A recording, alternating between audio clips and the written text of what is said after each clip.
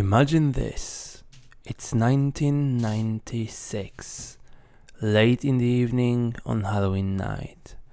You sit down at your TV, about to start the new game your mom just bought you. You boot up your PlayStation 1. When suddenly, lights flash! It's 2023 now! You're broke, you're unemployed, and you're making a video about that game! No, that's scary. Could never happen to me though.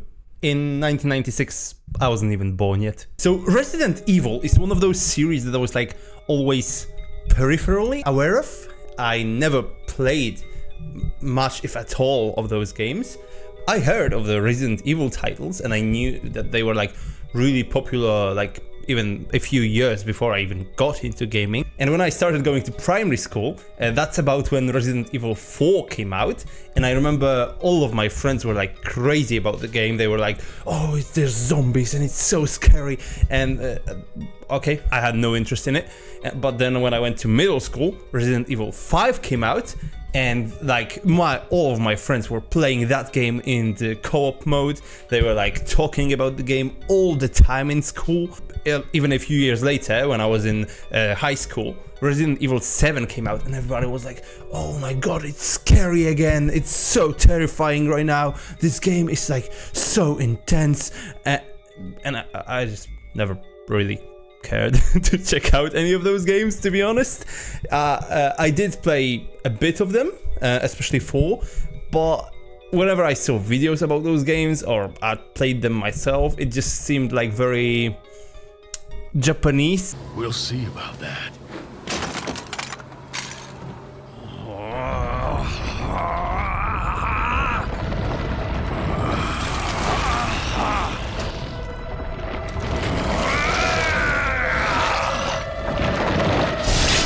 Like very over the top, just like really bad quality action movie.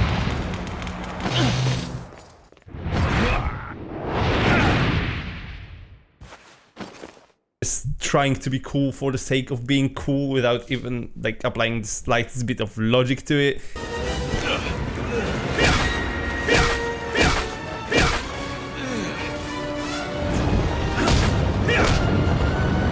And the story always seemed like confusing to me with all of those like global conspiracy theories that just like that could never like exist in a world that makes any kind of modicum of sense, right? So I just never I never even thought about getting into Resident Evil.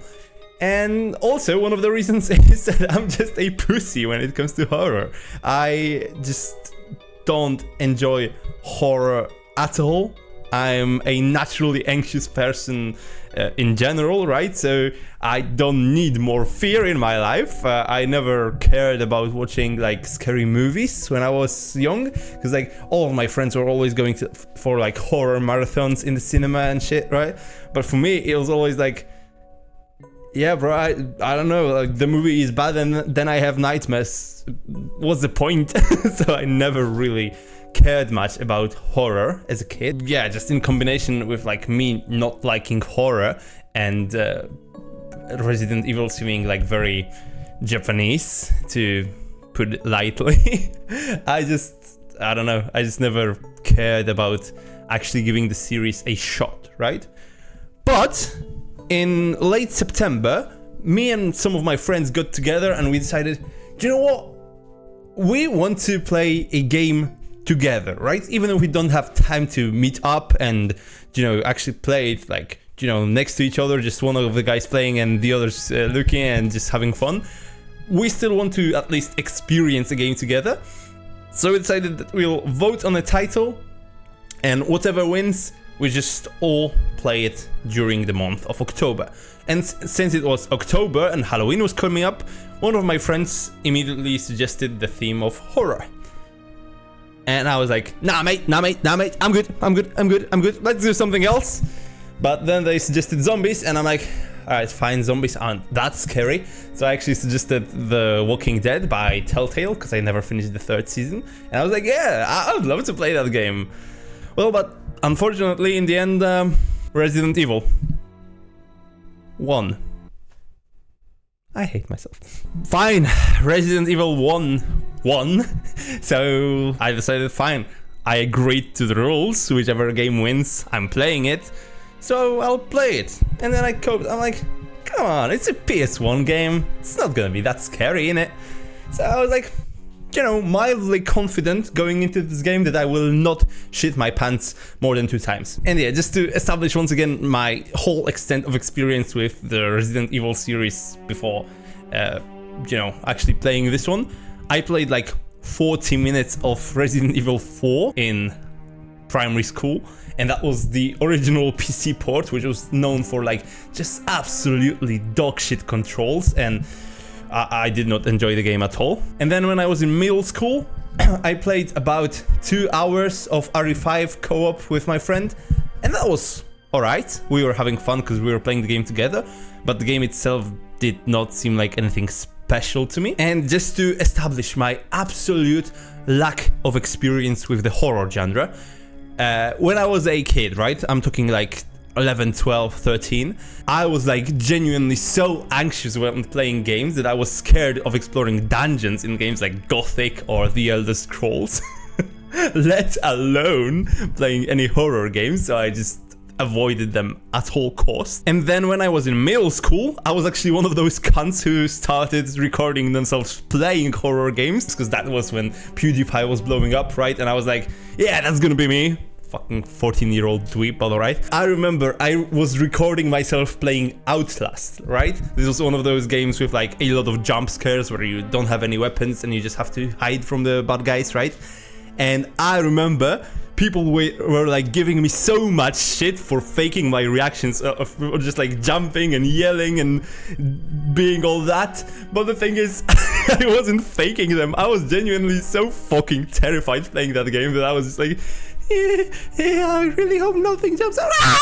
Do you know what I mean? That was me playing horror games in middle school. Safe to say, I never finished any of those. So this is me attempting to, for the first time in my entire life, finish a horror game. All right. So let's see how that went. When I started the game, the first thing that happens is there is a character select screen, right? There is Chris and Jill, and as I usually play as male characters in games, I just decided to pick Chris, right? And when the game started, I was immediately confused because I didn't know if I was playing a horror game or if I accidentally downloaded like a porn parody or something, because a cutscene started playing that was like so insanely low quality. It was like, you know, the team has landed a helicopter in the middle of a field, right? And then they got attacked by those zombie dogs and they had to run away. And it was like so bad. And I was like, oh my god, is this just how the game is gonna be? So I was like, okay, that looks promising. But then, when this part of the cutscene ended and they escaped into this mansion, another part of the cutscene played where it just like introduced all of the characters as like, you know, as action heroes with like their names and their age and whatever. And by that time, I kind of got what Resident Evil is going for. And once I understood that Ari is actually like specifically and deliberately going for this like low budget movie vibe, I kind of like immediately fell in love with this vibe. Do you know what I mean? Because like all this time I thought like Resident Evil was just like campy because it's like poorly written, but turns out it's like intentionally campy, and that changes things, you know, because like it really does seem like it just pays homage to those like all the low budget zombie horror movies, and that's cool. I like that. Like just this paradigm shift of understanding that this like campy vibe is deliberate just caused me to immediately fall in love with this concept of this game. But it did take a while for me to fall in love with the gameplay of this game, because as I mentioned, I started as Chris, and what I didn't realize is Chris is basically this game's hard mode, right? And then my friends told me, but I'm like, it's fine. I'm good at games. I can just play Chris. It's fine. But I was doing horrible at the start. And when I went to explore like a side corridor, I walked past a turn and there was this zombie just eating a guy's body, right? And this zombie just turns around and looks at you like, and immediately attacks you, right? And this guy just got on me, and I wasted like all of my gun bullets. It got me like really damaged, so I also had to immediately waste my healing item. So there I was, after my first encounter with a zombie. I was left with only a knife and a gun without bullets. So yeah. And then I also started just picking up all of the random shit that I could find. I found a wooden crest, and I'm like, sure, I'll pick it up. I found some key, and I was like, sure, I'll pick it up. And then I started facing more and more zombies, and I got low on HP, but I couldn't heal myself because I couldn't pick up healing items because my inventory was full. And turns out you can't drop items from your inventory. And I was like, my inventory was full. I was low on HP. I couldn't heal myself.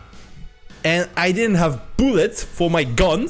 So I was just running around like an idiot, trying to use up the items I have, just so I can, like, you know, pick up the bullets or the healing items that I found around the place. So that was annoying. And at that moment, when my friends told me that Jill is the easy mode playthrough because she has 8 inventory slots instead of 6 like Chris, I immediately started a new game. I was like, okay, do you know what? Those 2 additional inventory slots are going to come in clutch. So that's why the gameplay you're seeing on the screen right now is actually from my second playthrough when I started playing as Jill. And I also started playing on training mode, which is this game's easy mode, which basically doubles all of the items you can find. And yeah, I know, it's not the, you know, intended experience of playing the game, but I was like, do you know what? Since it's my first time playing a horror game, and knowing myself I'm gonna be plenty scared anyway, I'ma just do the easy mode. It's fine. And I'm not gonna lie, the extended inventory, those 2 extra inventory slots that Jill has, as well as Barry, who's her friend, and he helps her out on multiple occasions. You can actually lure the first zombie you encounter to him, so he can kill the zombie and you don't have to waste bullets, for example, right? So once I realized that, yeah, this game just became immediately more approachable. So just a piece of advice, if you're starting this game for the first time, just go with Jill. Alright, it's gonna save you a lot of headache. And once you get through that headache, you'll realize that the gameplay here is simply immaculate. I love the gameplay loop where you go into a room, you see a puzzle, you try to figure out how it works, and if you can't, then you just go, you explore some more, right? On the way you'll have to probably either fight or most likely in the beginning of the game run away from some zombies, right? Then you go to another room and you find clues for the puzzle in the previous room, right? So you can go back and then you go back to the previous room, you solve the puzzle, right? And as a prize for solving the puzzle, you get an item, which you can then use to go and open another room that you haven't explored yet. In this loop of just exploring this creepy ass old, like, you know, very bourgeois mansion is just so addicting, right? Because especially once you get a map, you see all of those like locked doors that you can't open, right? And when you approach the door, it will some of those doors have like a an icon on them, right? An icon of a helmet or an icon of a shield, and you can only open them with predictably a shield key or a helmet key, right? And once you finally get one of those keys and you realize, oh shit, I can open that door finally, let's go and see what's inside. That's so exciting. I genuinely think the gameplay design in here is some of the best that can be done in gaming, and I'm not using those words lightly. It's fantastic. I had so much fun exploring this like haunted mansion. I was having way more fun than I expected. And I actually have the same take of having way more fun than I expected it to be about the game's controls. Because I always heard that Resident Evil controls like a tank. It's so clunky and outdated. I wish they remade this game. Don't play the original Resident Evil 2, only play the remake because it has better controls. But the controls in this game are fucking perfect! I'm just genuinely flabbergasted at how good this game controls. Yes, it is way different than in modern games, right? But it works, and it works surprisingly well. It is very simple, right? You press the forward button and your character goes forward. You press the left or right button and the character turns in the specified direction, right? So it is a bit of a paradigm shift, right? Because in modern games, when you press the analog stick forward, your character goes forwards from your perspective. But in Resident Evil, the character goes forward from the character's perspective, right? So it doesn't matter like what side of the room the camera is facing. It matters what side of the room the character is facing. And yeah, it did take some getting used to at first, because it is way different than how modern games control. But I was surprised at how well it works once you put in some effort. I genuinely feel that for this kind of a game, those kind of controls are just immaculate. And same with the combat. I always heard that Resident Evil had bad combat, but I can't really agree on that either. Now, fair, I played the PlayStation version, the director's cut specifically, which added auto-aim to the game. I do agree that without it, the game would be much harder and much less pleasant to engage in combat. But once you have auto-aim, you basically have to take care of two things when you engage in combat. First, you have to push the shoulder button of the controller to ready your weapon, right? And then your character goes into the stance. And then you can use the D-pad to aim up or down, or you can press the action button to shoot. It's very simple, but it works really well, especially since this system of aiming is used a lot, especially in the later parts of the game. When you get a shotgun, for example, right? If you wait for the zombie to get up close to you and then aim up, you can just headshot the zombie and kill it with one bullet. And that's a lot of fun, actually. Like, I love the combat system in this game. It is very tense, it is slow, and it is very deliberate, like the entire rest of the game. I realized that that's sort of the point. It's not like it is like this because it's outdated and it's just poorly designed. No, it was specifically designed to be like this, to be slow and deliberate. And the best evidence for that is the camera angles, because the camera angles are so magnificent in this game. There are so many times when you enter a room and you have this angle where you see your character and the door like right in the corner of the screen, right? And the walls of the room diverge, but you don't see the inside of the room, right?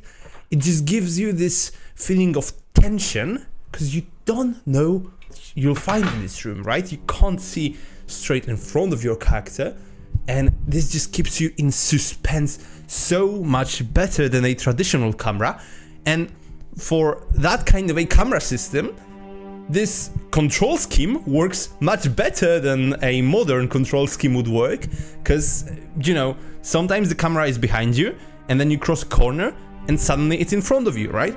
And if you played with a modern control system, this could just get disorienting because you'd have to adjust the stick to change the direction in which your character is going. But if you're playing with the Resident Evil control scheme, you just keep holding up on the D-pad and you go forward.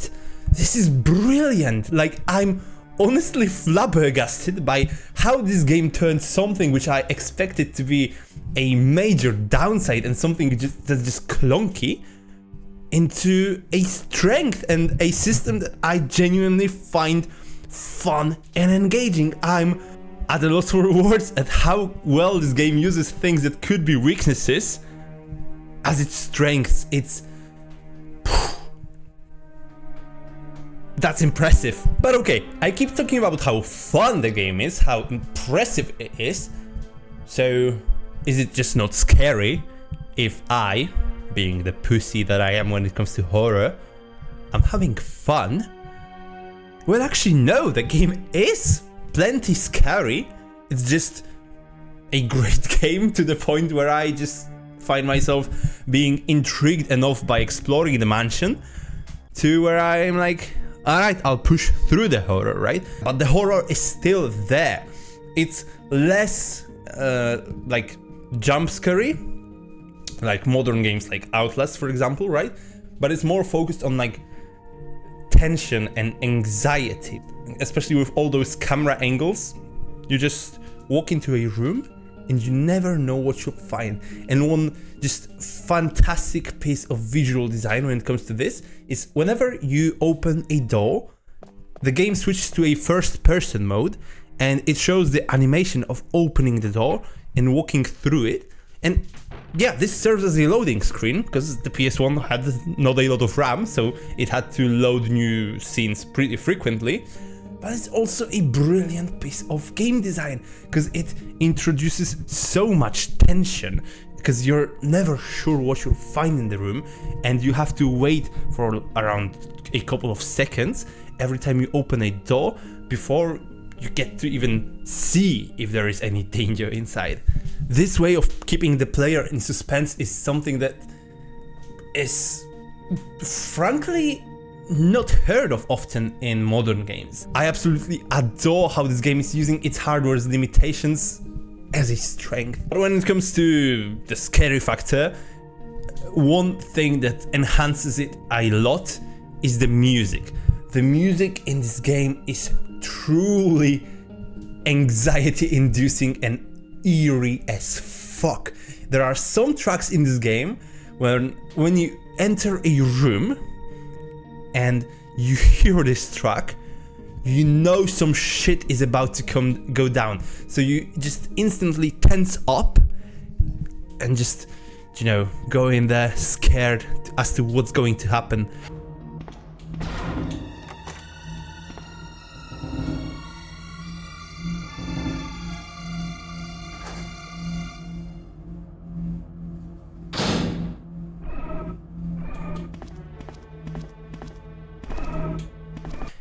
But the magic of Resident Evil and how it plays with the audio visuals is that sometimes nothing happens in those rooms, right? This like absolutely anxiety-inducing track is playing and you're losing your mind, but you're safe. This is just a brilliant piece of game design because of course 90% of the time when this track starts playing, yeah, you're gonna be jumped, but that one time when it doesn't happen, it doesn't really feel like a relief. It feels like, shit, is something even worse going to happen? The way the game plays with the music to induce even more fear in the player is just... Can you tell I'm at a loss for words for how impressive I find this game? It's not only the music that's impressive when it comes to sound. The sound design in general is really good, especially for the PS1 era. The sound effects are really well recorded, especially the footsteps, which change sound based on the surface that you're walking on, and you're going to be listening to those footsteps a lot, especially like once you get a hang of the game, because they are the easiest way to tell if you're like safe in the room that you just walked into, or if you're going to be completely fucked, right? Because, yeah, like if there is a zombie around the corner, you might not be able to see him because of the camera angles, but you can still hear him. The sound design here is just chef's kiss. And if we're talking about audio and visuals, right? Let's talk about the graphics a little bit. Now, yes, of course, this is a PlayStation 1 game, right? And I hear a lot of comments about how games from this era have aged really poorly and how they're blocky and just unrealistic and they have bad lighting. And honestly, Yeah, of course, this is the first console generation when 3D gaming became a thing, right? So, of course, there are some limitations. The resolution of the game is abysmal for modern standards, right? But that kind of fades when you consider the art style of the game and how much the creators of this game were able to squeeze out of the PS1. So, first of all, the color palette that they use here is absolutely stunning. It is very vibrant, which you wouldn't expect from a horror game, but it gives the mansion that you're exploring this feeling of opulence, of richness beyond belief. Like, you walk into a room and you see like all those like vibrantly red curtains, you see like brown but very warmly lit walls, you see all of those colorful paintings, you see all of the gold. The visual design here really gives you the feeling of exploring a place that belonged to some obscenely rich people, and that coupled with the horror elements just makes you wonder what has gone wrong here. And part of why they were able to achieve such impressive graphics on the PlayStation 1 is because they actually pre-rendered all of the backgrounds, right? But they are still rendered in engine, so it never feels like your character is out of place in the game's world. But they were able to cram in so much more detail into the game that the PS1 would have otherwise been able to handle. It's impressive, actually. And so are the character models and animations. Now, yes, there's one gripe I have, which is kind of distracting, that it's common for many PlayStation 1 games. The joints between the different body parts, they weren't really done too well, and you can see like when your character moves their forearm, like the forearm and this part, whatever it is, it are kind of like phasing through each other. That's kind of distracting, but besides that, I find the models and the animation really well done and full of personality. Of course, this game has aged, right? It's over 20 years old at this point. But when you consider it through the lens of when it came out, they did the best they could with the hardware they were working with, and they created an art style that is so distinct and impressive that you can't help but enjoy it. Okay, so just to quickly answer the question that everyone is probably wondering about, the reason why I have a new shirt on is because I'm just physically incapable of finishing a video in one take, it seems. But hey, it's fine, it's fine. I remember what I was talking about yesterday, so I'm right back. When it comes to the art style, I just think that the PlayStation 1 original of Resident Evil just does everything right. The art style, the music, the sound effects, it's just perfect, right? And like it legitimately pushes the PlayStation 1 like to better graphics than I could have ever expected from it. It is just insane. But I think this is a good place to mention the other ports of this game too, because it did not only come out on the PlayStation 1, and even on the PS1, there are like 3 separate versions. So let's start with those. On the PlayStation 1, you've got the original release, the Director's Cut release, and the DualShock release. So basically, just skip the DualShock release because it's got worse music, and skip the original release because it doesn't have the added content and better controls of the Director's Cut, and just play the Director's Cut. Alright? The PlayStation 1 Director's Cut is like the definitive version of the game, basically. There is also a port for the Sega Saturn, which is pretty great, but it is based on the original PlayStation 1 release, not the Director's Cut, so it doesn't have the auto-aim feature, and the graphics are different. I would say that the backgrounds and character models are actually much higher quality in the Sega Saturn release, and it does seem like the resolution is a bit higher too, but unfortunately, I don't know what's causing it, but the PlayStation 1 has this like soft blurring effect to the character models, which looks really nice, while the Sega Saturn looks more pixelized when your character is far away from the screen, which was just distracting to me, which I'm actually doing my second playthrough on the Sega Saturn version just because I love the Sega Saturn controller. So yeah, there's that. But yeah, I would genuinely recommend the PlayStation 1 version over it. The Sega Saturn one has some advantages, but I think on balance the PlayStation 1 version is better, and it is both easier to acquire and easier to emulate. So yeah, it's a no-brainer for that. There is also a PC port of this game, which is dog shit, so avoid it at all costs. You can play it on the PC with just a PlayStation 1 emulator, which will run on literally any PC that was released in like the last 20 years, so don't worry about that, just emulate the PS1 version. And there is also a Nintendo DS port called Resident Evil Deadly Silence, which I haven't played, but it is allegedly absolutely fantastic, very faithful to the PlayStation 1 original, but it adds some additional quality of life improvements, like a quick turn button, which just allows your character to immediately turn 180 degrees, so you don't have to do it with the D-pad, which sounds pretty great. So if you have a Nintendo DS, then yeah, the Deadly Silence version is definitely the way to go. But if you don't, if you're emulating, I would just stick to the PlayStation 1 version. Okay, so before I get back to the gameplay and wrap up this review, let's touch quickly on Resident Evil's story. Now, the story here is pretty simple.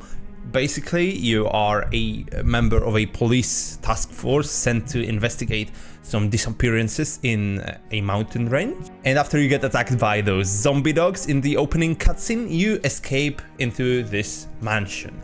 And of course, as the game's title suggests, some evil shit is happening in that mansion, and you're basically, you know, on your own to investigate. You arrive there with your captain, Albert Wesker, who very rapidly disappears, and you're basically left on your own to figure out what the hell is going on in there. And I actually appreciate that the game's story is subtle, and it works pretty much as a mystery plot. And you learn more and more about the mansion and what was going on throughout the game, but not really through dialogue, but through finding out notes and diaries from people who lived there and who witnessed the beginning of the zombie outbreak happening.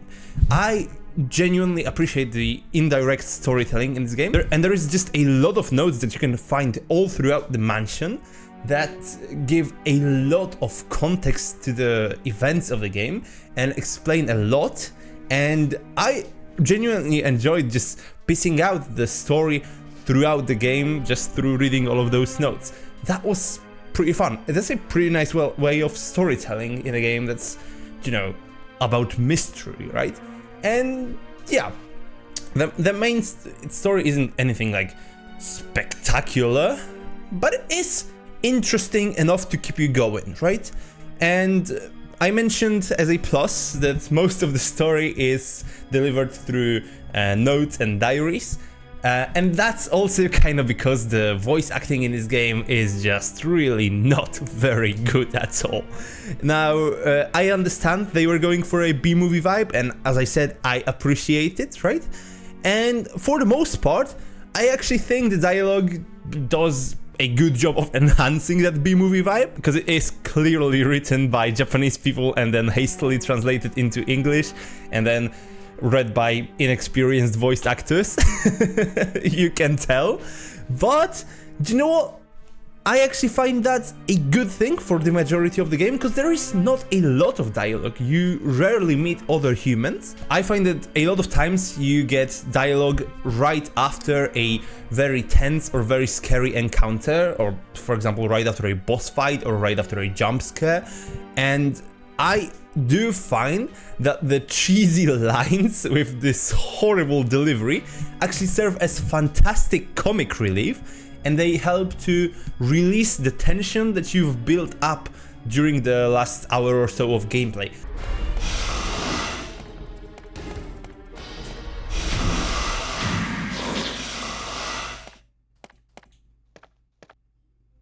Yes, but I can't see very well. How about going down and check by yourself? I have a rope here. Oh, do you?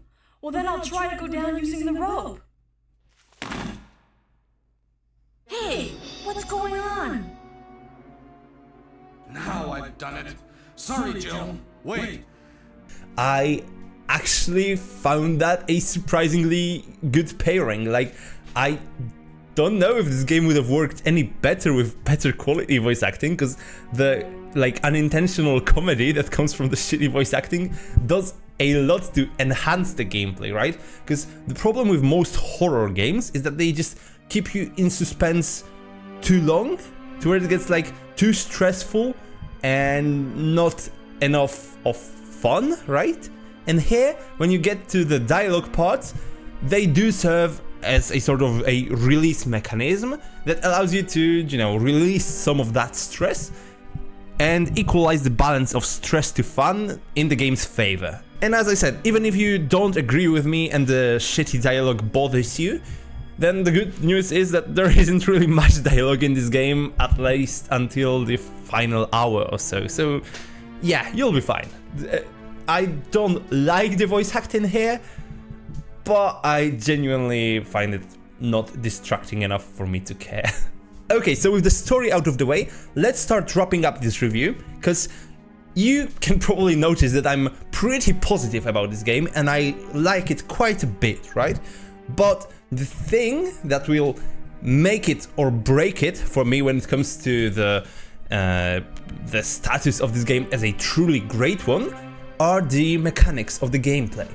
And I want to dive in a little bit deeper into a few mechanics here to explain why I think that this game does or does not deserve the status of a truly great game. So the game isn't mechanically complex. There are only a few things you can do in here, and they're all pretty simple on the surface, but it's in how this game uses all of those simple mechanics together that I think Resident Evil truly shine. So first of the mechanics, and something that I actually complained about at the start of this video, is inventory management, right? Because you only get a very, very limited number of item slots, and to make things worse, everything takes up a bloody item slot in here. The weapon you carry and the ammo for that weapon, those are separate slots in your inventory. Thankfully, the ammo does stack, otherwise it would have been really annoying, but no, the ammo does stack.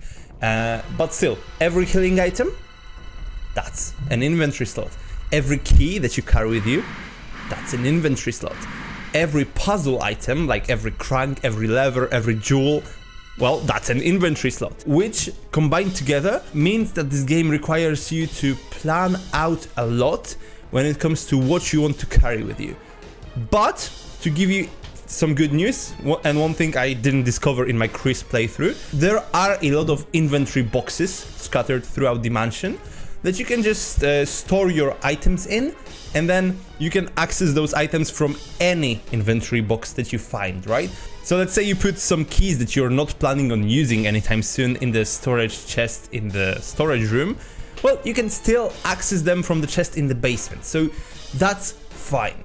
I found that this actually makes the inventory management pretty cool, because it genuinely makes you be a bit deliberate about where you're going next and what you're going to take with you, and you have to kind of guess, because you don't know what kind of monsters you're going to encounter, you don't know what kind of items you'll need for the puzzles, right?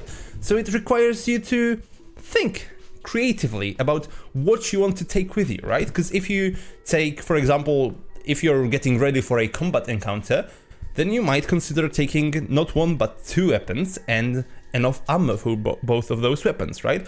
But that's 4 inventory slots. So that means that that you have to decide if you want to take 2 healing items and only have 2 slots left for puzzle items, or if you're going to stick to just 1 healing item and then have a greater flexibility when it comes to the puzzles.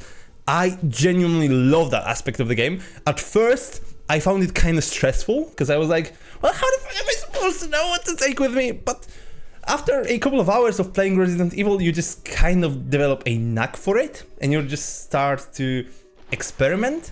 And especially once you unlock more of safe rooms and storage chests, it just becomes less stressful and more fun. You know, it just adds to the feeling of exploration, and it just sort of makes you feel like you're planning a trip through the mansion. It just gives it this simple layer of strategic thinking, which I really appreciate. Now, since I already mentioned when talking about the inventory system, the ammo and the weapons, let's talk about combat a little bit. So when it comes to the different weapons that you'll unlock throughout the game, you start with just a knife and a pistol. Now, the knife is absolutely useless. If you try fighting a zombie with a knife, there is like a 90% chance you're going to get damaged in return, right? But if you have no ammo with you, then the knife is really useful because, well, it doesn't require any, right? It's a knife. It is extremely useful in the beginning of the game when you don't have a lot of ammo at all for your gun. And the gun is pretty useless itself. It takes like half a magazine to kill a single zombie, especially later on towards the game. You'll have to be really careful with that, and this adds a lot of tension to those early encounters with zombies, because you keep shooting at them and they might even fall to the ground, and then you're like, all right, it's safe, I'm gonna proceed further, and it turns out the zombie wasn't even actually dead, and it bites you in the leg and damages you. So yeah, you have to be really careful in the early game, at least until you accumulate enough gun ammo to be able to actually stand toe-to-toe with the zombies, or until you unlock the shotgun. Now, the shotgun is a weapon you get a bit later in the game, but still close to the beginning, although the ammo for it is pretty rare in the beginning. But the shotgun has one crucial advantage. Not only does it do a lot more damage, so it's stronger versus stronger monsters than the pistol is, but for regular zombies, you can one-shot them, but only if you let them get close enough to you. So this adds a little bit of excitement to the combat with those regular old zombies that you probably encountered so many times already, which, again, I appreciate. Then later on in the game, you unlock two additional weapons. First, there is the bazooka, which does insane damage and has three different ammo types. There is explosive, there is incendiary, and there is acid. But the ammo for it is extremely rare, so you kind of want to keep it the toughest of enemies that you'll find later in the game, or for the boss. And then there's one weapon that's actually completely missable, and I almost missed it actually, because it's a reward for solving an optional puzzle. There is the Magnum revolver, and this thing hits like a truck. This thing will just one-shot any regular zombie, and even the hunters, which are a stronger type kind of enemy that shows up later in the game. But as a downside, you probably guessed it, the ammo for it, well, it's very scarce, so you kind of still want to keep it where you really need it, right?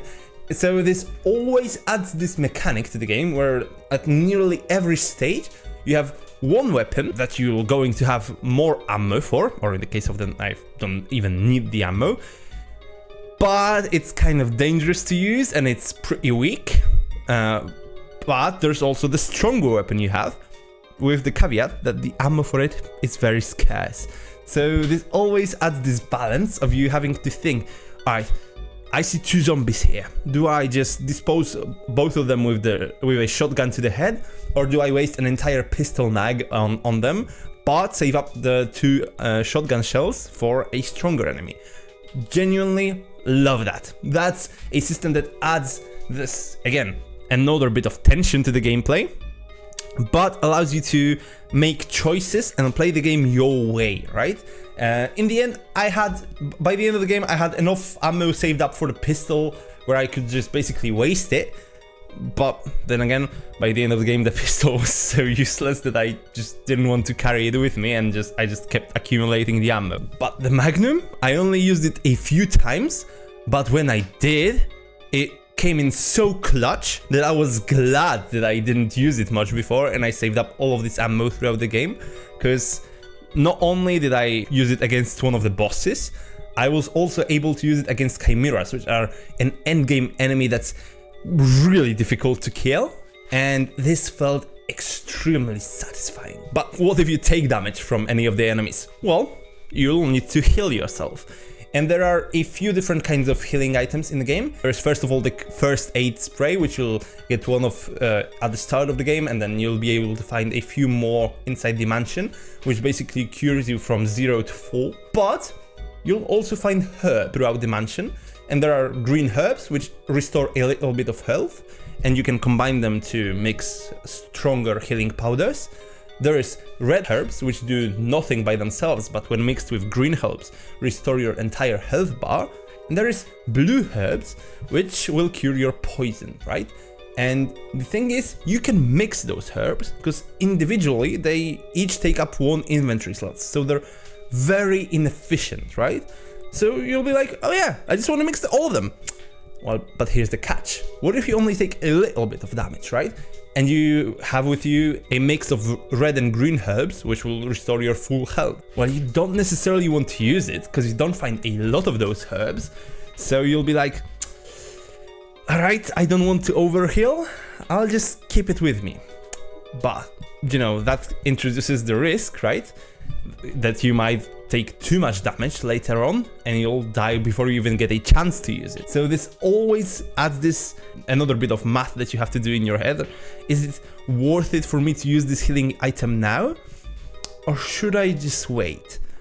And then you also need to calculate, well, should I mix those 2 herbs and free up an inventory slot? Or are they more useful to me separate, just to heal this little bit of damage that I might take? I love the system. It's genuinely adds so much excitement to something as basic as using healing items. Just lovely stuff. This is one more example with the inventory management system, where the game took something which I thought would be archaic and absolutely outdated and turn it into a mechanic that I completely wholeheartedly love. But there is one mechanic that while I appreciate it and it does accomplish the same goal of building more tension, I just think that the game could have done without it. It's the ink ribbons that you use for saving the game. And yeah, even to save the game, you need to have a consumable item with you. And I'm gonna be honest with you, I never felt like I'll run out of them. But on the other hand, the fact that they take up an inventory slot, that gets kind of annoying. I usually just never carried ink ribbons with me, right? And I just hope that every safe room that I found will have an item chest in it, so I can just grab my ink ribbons from there. That's a bit of a bummer. I really think that the ink ribbon system could have been done away with. I mean, I do appreciate the fact that there is a consumable that makes you think if you made enough progress to save the game. That I like. I just don't like it taking up an inventory slot, because basically what happened like towards the end of the game is like every time I wanted to save, I would just go into a safe room, approach the item chest, take out the ink ribbons, save the game, and then whenever I would load the game, I would need to go again towards the chest and store my ink ribbons there. So just a tiny bit of a gripe, nothing that, you know, breaks the game for me in any way, but just something in, you know, a little bit of a piece of criticism that I found towards this game, which, as you might notice, is not a lot of those, so, you know, I'll criticize whatever I can. Okay, so we've talked about the audio and visuals, we've talked about the story, we've talked about the combat, we've talked about the inventory management, we've talked about the healing. There's just one piece of the puzzle left for us to assemble the image of this game. Well, the puzzles, of course. The puzzles in this game are fantastic. Once again, they are in the early game, they are on the easier side for sure, and throughout the game I didn't find many puzzles at all that were like extremely challenging, but they're challenging enough to the point where they're never just an annoyance, you know? And again, in the early game they mostly boil down to testing your object permanence. So you'll find a room where you'll have a golden crest, right, that you can take. But when you do that, the door behind you closes and you can't escape unless you put it back, right? But then you might remember, oh yeah, I found a wooden crest earlier that's in a similar shape. I wonder what happens if I replace it. Do you know? It's stuff like that. Not very hard at all, but interesting enough to where it, you know, makes you just go ahead, run, and grab that old wooden crest, replace the golden one with it, and see what happens. And later on in the game, you'll find puzzles that will be definitely more challenging than that one. And especially towards the end, there are some puzzles that you actually will need to think about quite strongly. There was one near like the finish of the game where I actually needed to take notes. You'll probably know it if you get to the end of the game and you want to achieve the best ending. But yeah, I genuinely found the puzzles in this game to be easy enough and like logical enough for you not to get stuck on them, but challenging enough to where you don't feel like they're wasting your time, which I just find that the perfect place to be for puzzles, where they are not stimulating enough to where you have to sit there and think for 30 minutes about how to solve them, because that's just not very fun at all, and most people will give up way before they reach that point, right? But when they're not like easy enough to where you're like, oh, puzzle again, just oh yeah, let's do this, perfect, okay, let's go. I think the puzzles in Resident Evil strike the perfect equilibrium where they are challenging but not ridiculous, right? Because I know a lot of games from that era had puzzles that were just so obtuse and required you to get a clue that was really poorly written, and the author could have really meant anything, and when you looked up a guide you were like, so that's what it meant. But yeah, Resident Evil does not do that. There was only one I got stuck with, and that was because towards the end of the game, one of the puzzles requires you to examine a specific side of an item, which I never even knew it was a mechanic. So with me now telling you that it is a mechanic and you might want to examine all the different sides of an item sometimes, yeah, you should be fine. You should just never get stuck on any of the puzzles. It's fine. I genuinely find the puzzles here satisfying as fuck. And yeah, just one more thing about the game that I absolutely adore, which I can't really say about its ending. So let's talk about that. Now, when I say I don't exactly love the final part, I mean exactly that. I don't exactly love it, but I still like it quite a lot. It is genuinely a very good final stretch of the game, which leans a bit less on the horror vibe. You just feel kind of powerful with all the weapons that you've accumulated while you're exploring this underground lab. And for the most part, this stage of the game is really fantastic. There are some puzzles that you need to solve in order to reach the good ending that are genuinely challenging. And there is also one new type of enemy that you'll meet when you go into the power room, the chimeras, which, unlike every other kind of enemy in the game, are really fast and, as a consequence, really hard to hit with the mechanics of this game. So they use a different kind of horror in which those creatures are just much more advanced than you, and you basically don't stand a chance in a head-to-head, so you kind of need to run away from them, which, you can obviously run away from all the zombies and the hunters and the zombie dogs in the earlier part of the game, but you don't really need to unless you're out of ammo, right? And with the chimeras, it is genuinely so hard to hit them with your gun that it does feel, worth it to just run away from them. So this part, again, is quite fantastic. And another part that is fantastic is the fact that this game has multiple endings, which are based on how you act throughout the game, right? So, for example, to reach the good ending as Jill, first you need to solve those couple of puzzles to save Chris, the other protagonist. But then there's also one tiny thing where the game expects you to do something, right? When another character tells you not to. And turns out to get the good ending, you actually have to do exactly what the character says for them to be able to trust you, right? And I found that, I am keeping it vague here because I don't want to spoil it for you. But I found the game just toying with the conventions where this character tells you, wait for me, I'll come back for you. And your first instinct when you find a secret passage out of this place is to just go into the secret passage and fuck off, right?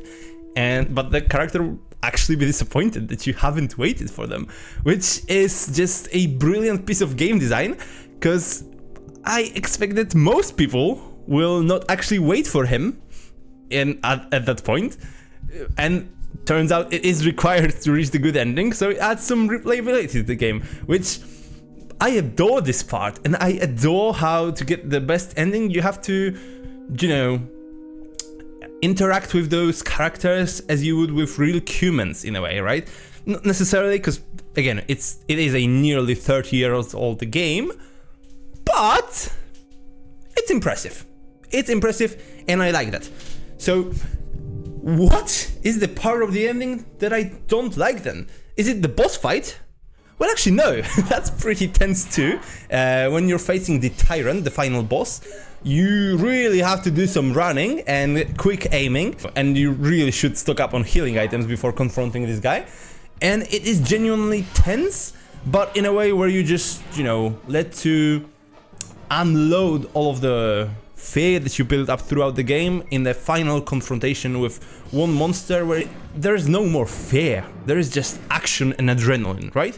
Which, honestly, I find that a good thing to have at the end of a horror game, just to, you know, release all of that tension that you've stored throughout the gameplay.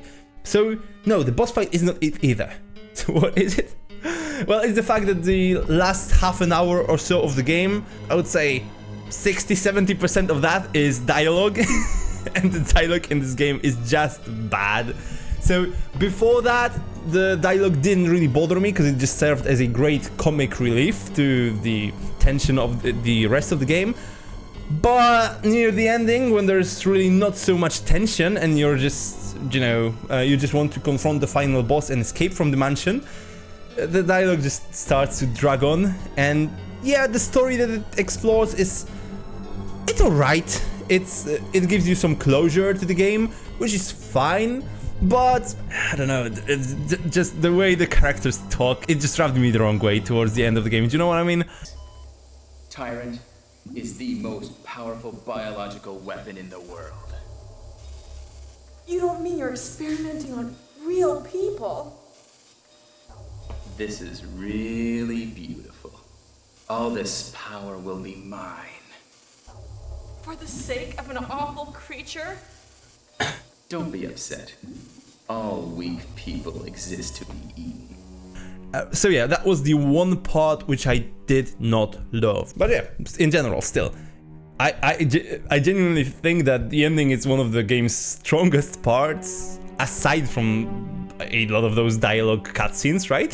So I can't really count it against Resident Evil much either. So yeah, let's just sum it up. If you have not been able to deduce it from all of the gushing that I've done, I'm going to give Resident Evil a full 10 out of 10. Is it the best game of all time? Well, no. I still think that would be Mass Effect 2 or Dragon Age Origins, but, and I'm surprised myself, I never expected to say this, it is definitely in my top 10 games of all time. I genuinely think it like kicks Skyrim out of my top 10, because even though I spent like hundreds of hours in Skyrim, I straight up think that Resident Evil, which came out like 15 or 20 years before, is a better game than Skyrim, which is mind-blowing for me to say, but I just adore this game. And the craziest part is, apparently, it's not even the best Resident Evil game, because when I asked people about what their favorite Resident Evil game is, most of them will either say that it's the remake of Resident Evil 1, or that it's Resident Evil 2, or the remake of Resident Evil 2, or Resident Evil 4. Usually, like, everybody will mention some combination of those 4 games before they even talk about RE1 original. And that's just crazy to me, that the game which I loved so much, which surprised me a lot, because I played it like, what, 27 years after it released, and it made it up onto my list of my favorite games of all time. And apparently the sequels to it are even better. I'm mind blown, and I'm just so mad at myself that I've been sleeping on this series for the past couple of decades of me being into video games. So I will definitely need to go back to the Resident Evil series and check all of those other games out. I'm actually going to play all of the parts of the series that are considered the best in chronological order soon. So I'll play RE2, then RE1 Remake, then RE4, and finally RE2 Remake, right? And I'll see, because like, if those games can genuinely be even better than this one, then they have the potential to become like my actual top 1 favorite game of all time, because this one was just fantastic. Everything about this game, besides some nitpicks like the ink ribbon system and the dialogue, like 99% of this game is just bloody perfect. I can't stress it enough. And yeah, I know that there is a remake of this game which is apparently even better, but you know what? I don't give a fuck. This game is good enough that it deserves a playthrough anyway. Maybe I'll change my opinion when I play the remake, but judging by the fact of how much I loved it without playing the remake, I don't think I will. So yeah, just go out and play RE1. Just emulate the PS1 version and you'll be so glad you did, because I can almost guarantee that even if you hate horror like I do, you'll have a lot of fun with this game. So yeah, Resident Evil 1, one of the biggest surprises of my life in gaming, and a fantastic game that is way more than worth your time.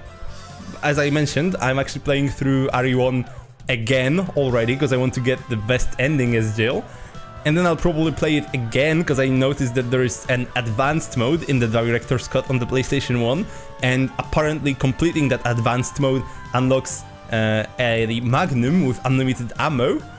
So I kind of want to, you know, do that too. And then I also want to see Chris's story.